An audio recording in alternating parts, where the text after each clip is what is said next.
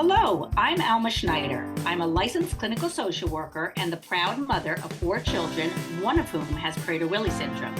And I am Iris Miller. I'm a certified rehabilitation counselor and the proud mother of 2 children, one of whom has quadriplegic cerebral palsy and is nonverbal. In this podcast, we discuss the uncensored truth about raising children with disabilities.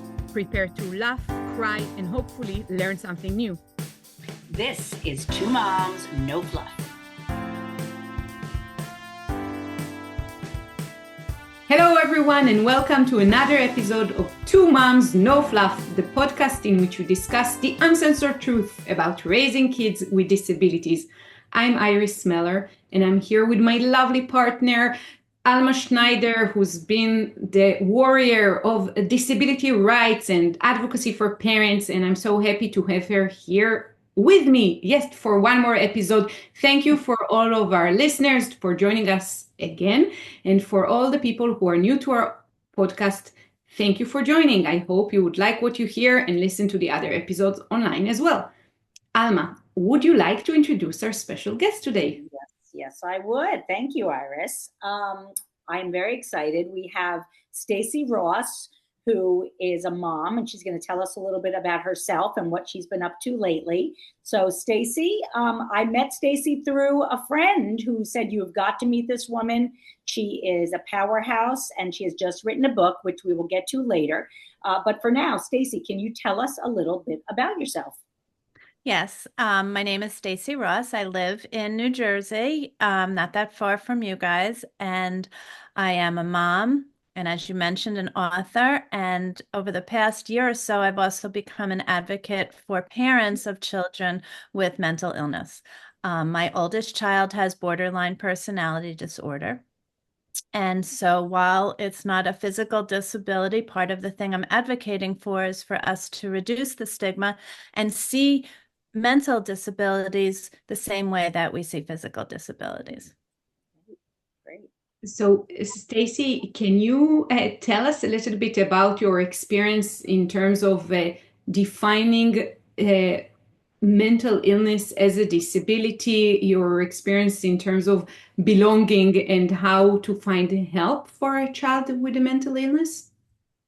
Oh, well, part of the challenge when you have a child with a mental health condition is finding out what's going on. And in my case, borderline personality disorder happens to be an adult disorder, which means that it's not given a diagnosis until adulthood. In our case, the first time we even heard it was 17. But you can imagine the 17 or so years before that were not without challenges. So we were frazzled and wrought with partial diagnoses, misdiagnoses, the first one being ADHD, but nothing quite fit. They're coexisting. I mean, my child has and had anxiety and forms of depression and lots of other mental health conditions, but nothing fit. And as a parent, you're always searching. You're always searching for that fix. And before you can fix anything, because we all like to fix stuff, you have to find out what is wrong. And that's a big challenge with all mental health conditions, a lot due to the stigmas that's associated with it, because when you have stigma, you have lack of resources that come with it, and you don't get the help you need, or you don't talk about what's going on because of other self-stigma, shame, and all things that go along with it. Mm-hmm. And borderline personality also is one that seems to have particularly more of a stigma than a lot of other mental health issues. Would you say that that's accurate? Yes, I would say all of the personality disorders, but borderline in particular has been in the news recently. One article I came across talked about how physicians even dislike treating patients with borderline because they can be extremely frustrating. Yeah. Patients with borderline are marked with a series of unstable relationships. They are just it's difficult for them to get along with other people, and it's difficult to get along with them. On top of that, it's not a curable illness. It's treatable, but not curable. So it's frustrating both for the patient and the physician, and you can bet the family as well. Absolutely. So I know we know that you've written a book called Searching for Slippers.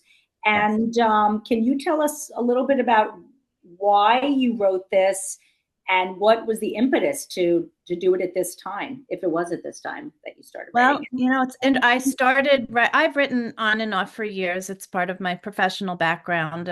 I did writing as part of marketing, and started writing for therapeutic reasons. It just felt good. I was getting things out, and then COVID hit. it? And I was laid off from the job I was doing. I was doing marketing consulting, and I started writing at home with an online writing group, and I just kept writing. And then it just came out, and I really had no more excuses. Life got in the way all the other times I had started and stopped. And I started writing, but I was writing pretty much in vignettes and short stories of things that had gone on. Mhm. And then the world started to open up again, and I had to make a decision. Was I going to go back to work, or was I going to do something with the 180 plus pages I had put together in no particular order? And I went for some advice to some friends that are publishers and editors, and they said you can look for an agent, you can write a book proposal. It all sounded very overwhelming. And Mhm. I ended up being on Facebook, and a friend of mine had published a children's book, which I also had written in an arsenal of mine. And I called that editor, and she called me back, which is shocking. And anyhow, I pitched the children's book, as all good marketers do, and then I started telling her my background. Mhm. And she said, the children's book's great, but this story, your story of being a parent of a child with borderline, has to be told. Can you send it to me? And Wow. I hadn't even reread it, but I Wow. sent it over. I figured, what did I have to lose? And a week or so later, she called me and she said, we publish 2 memoirs a year, and we'd like yours to be one of them. Wow. Wow. And Congratulations. thank you. And it's been quite the ride, because when I wrote it, I really didn't think of it becoming anything more than maybe something for my family. Mhm. And shortly after, I signed with Inspired Grow Publishing. It's a local indie publisher down near me. Mhm. And at that point, I was interviewed on a podcast. And I Mhm. really have thought a lot about this, but when you write, there's no one judging you. So Yes. I told my story as honestly as possible, especially because I didn't even know if there would be an audience ever. Mhm. So when I was interviewed, that was the only way I knew to tell my story. And the response was so overwhelming. And one of the things, being a parent of a child with any disabilities can be very lonely and Yes. very isolating, and all of those feelings that go along with it. And what really shocked me is it's so far from being alone. As parent, that stat for parents of children with mental illness, there's 17 million parents and caregivers of Mhm. children and adults with mental illness. So that people came out of the woodwork, and they were reaching out to me through this podcast. And I turned to my publisher. I said, this is really what I want to do. So the book has become kind of a jumping off point for mental health advocacy. Wow. Wow. Congratulations. That's really amazing. And what really strikes me is how important authenticity is, and people really telling their stories. And that's something that Iris and I do with our nonprofit, 1 in 6 Support, because people who have children with disabilities really need uh, to tell the truth. And as you know, with our podcast, the uncensored truth about raising kids with disabilities, because if there's a stigma, if there's fear or shame, then we're all going to be in silos and we're not going to be able to help each other. So I'm so glad you wrote this book. We're very excited to read it. Thank you. Stacy, I want to ask you about parents who have children who are newly diagnosed. What is an important message from your book for those parents, and what can they find in the book if they're now are faced with a new reality in their life with their child? Well, one of the things I talk about is building your own coping toolbox. And I don't talk about it as directly in my book. My book is really a coming of age story of me. Mhm. So it's about a parent's journey raising a child. But over time, and in my advocacy, I've been speaking a lot about why I was able to take this journey and come out on the other side. Well, and then I like to say it's not tied up in a bow. Life's still happening. But I do feel very at peace with a lot that's gone on. And I attribute that to a coping toolbox. So when you first find a diagnosis, it's very overwhelming. It's scary. I've put together an acronym using the word honesty. Mm. And if you really follow this, so the H is for honoring the truth. You have a diagnosis, it's time to admit that something's going on, because really sometimes that's the first hurdle. And then the O is for owning the situation. We get very caught up in the doctors, they're the experts, but we know best about so many things about our child, and don't Yes. give that up.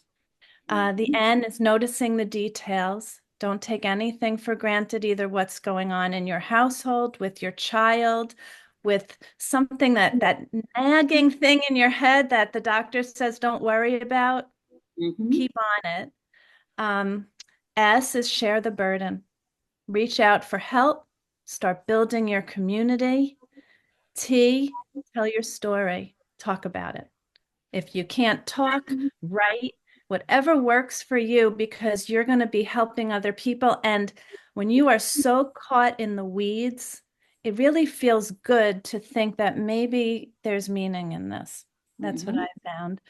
Did I forget it? And why is probably the most important throughout all of it. Do you know what I'm going to say? Uh, I want to say self-care, but that doesn't begin with a Y. You matter. Yourself. That's it. You You matter. matter.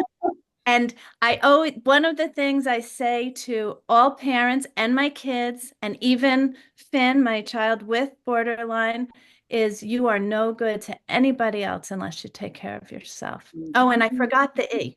I I was spelled going to that. say there was an E there. Thank you. Educate. Become an expert, and E could be for expert. Educate yourself on everything about what you're learning. Do your research, because again, you become your child's biggest advocate. And that's really important. So I hope that wasn't too long an answer. No, No, that that was was great. excellent. And Thank I you love for a good sharing. acronym. Thank Yes, you. It's yes. helpful to remember. Um, is there anything else that you wanted to share that we haven't covered at all about your journey or about the book No, or I about think what speaking? I think, doing the acronym, building the coping skills, um, is from what one of the things I've come up with really, and I've learned through my book, through my writing of my book, and then talking about it over and over, is that when we're young, we believe in fairy tales, and we believe that our lives, at least I did, I really thought my life was going to be exactly, what I thought it was going to be, because why not? Nothing Yeah. had ever taught me it was going to be different. And then when things started changing and things got hard, it was hard, and I went through a lot of difficulties, and I got angry and ashamed and shut people out, and but what I did learn is, who says a fairy tale has to have you know this person and a prince and that? Why can't fairy tales be rewritten? And I think part of my acceptance of my child's disability and what my family looks like, it doesn't look like, the perfect family. Yeah. I've learned that no one's does, but every one of us can have our own fairy tales. So that's kind of become my tagline, is that fairy tales can be rewritten, and don't be afraid to be an author of your own story. Wow. Wow, Love it. Stacy, you're very inspiring. And Thank you. poetic as well. Thank you. Well, I this is even great. made a little Mhm. bookmark with that saying. I love it. I love it. Now, is the book out already or, So the book is in early release, meaning okay. it's available through my website at stacyross.speaks.com. It's three S's in there, stacyross.speaks.com. Okay, and there's an E in there's no E in the Stacy. StacyRossSpeaks.com. And it's available in soft cover. It's being populated on Amazon as we speak. Great. It will be released through Amazon on May 6th for Mental Health Awareness Month. So between now and then, you can either reserve it on Amazon in a few days as it populates, or you can get it immediately through my website. Great. So, all right. So May 6th. Perfect. Yeah. Yeah. That's coming up. Yeah. Well, thank you so much. This has been wonderful. Thank you for taking the time and for being brave in writing this book. Thank you for having me. Yeah, we believe that we parents of children with disabilities, we need to be out and about and let people know that we're here and we're a part of the community. Our kids are a part of the community, and you're doing just that by sharing your story.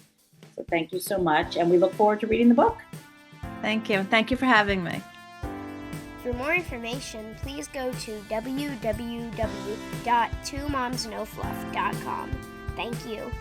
If you like this podcast, please subscribe and give it a 5-star rating so more people can hear it. Thank you.